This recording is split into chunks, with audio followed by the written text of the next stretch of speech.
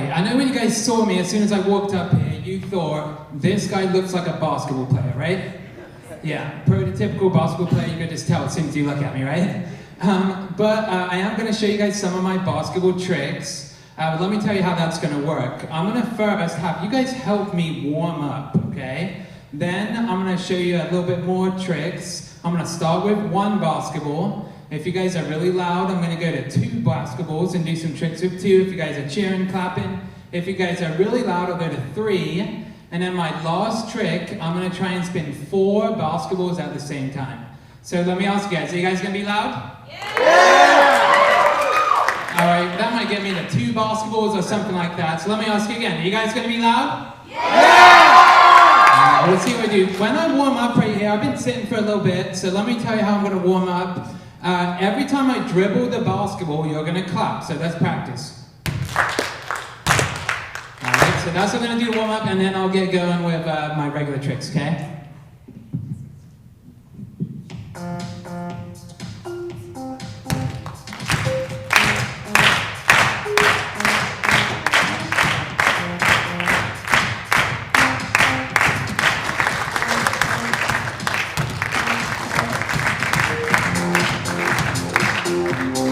Alright, you guys ready for the real show?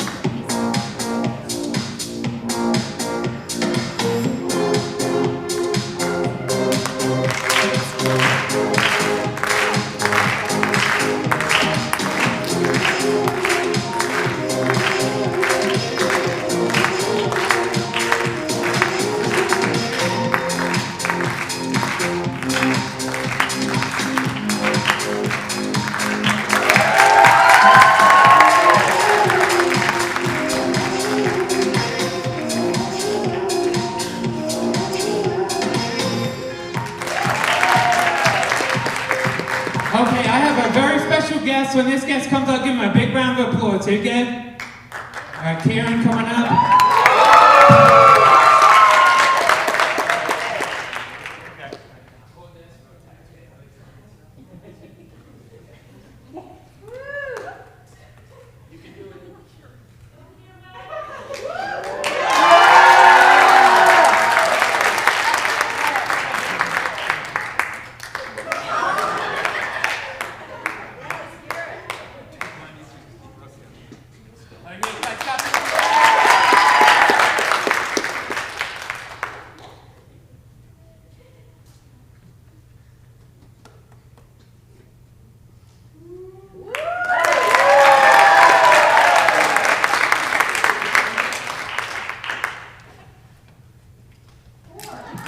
All right, give Kieran a round of applause coming up. All right, I'm going to take just a couple of minutes here to share a little bit about my journey. So 3,819 miles. That's how far I traveled to pursue my dream of playing college basketball in America. I grew up playing basketball in England. I'd made it across the ocean to the best basketball country in the world.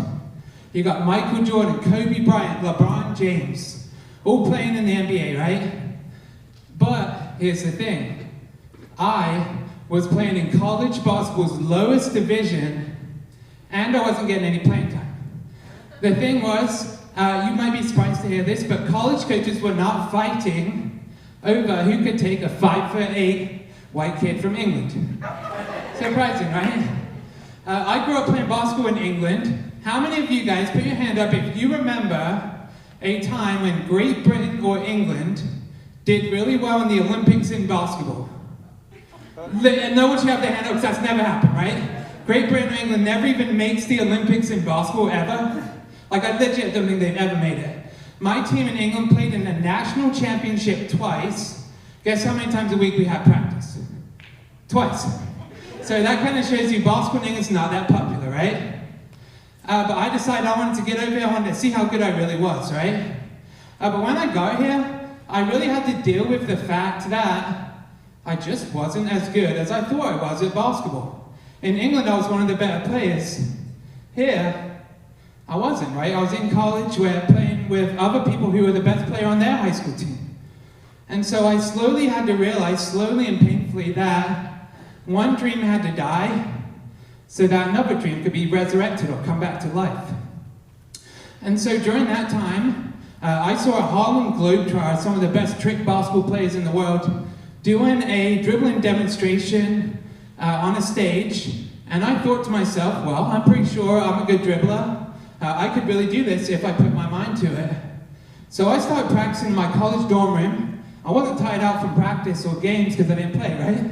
So I was dribbling one basketball, spinning, and then I'd add up to 2 and 3 and then 4. And then eventually I got to the point where I developed this show, partly that I just showed you, right? And so I've found my new sweet spot. Ken Coleman, a leading career coach, says that 3 things have to be connected for you to get to your sweet spot. Those 3 things are talent, passion, and mission. The first one's talent. So you have to be good at whatever it is you're trying to do, right? So I put the work in, right? I trained with one basketball, then 2, and then 3, and then 4. it took me years before I felt confident enough to do it in front of people. So developing your talent is the first thing. That also has to be connected to your passion. And the crazy thing was, when I started doing basketball trick shows in front of people, something came alive in me that actually wasn't there when I played regular basketball. I actually enjoyed doing these stage shows more than I did playing basketball. But here's a little side note. Do you think passion by itself is enough? You might be also surprised to hear this. I could be as passionate as I want about being an Olympic gymnast. That's not going to happen, right? At this point in my life, that's never going to happen. So I have to connect my talent and my passion with a mission. The mission is why you do what you do. And so I had to find something that was bigger than myself, something that wasn't just selfish ambition.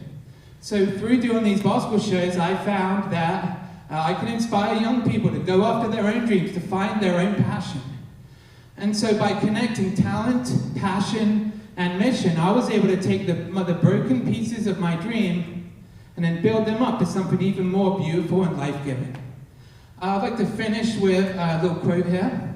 This is by Frederick Buechner. Here is your life. You might never have been, but you are, because the party wouldn't have been complete without you. Thanks for letting me come, guys.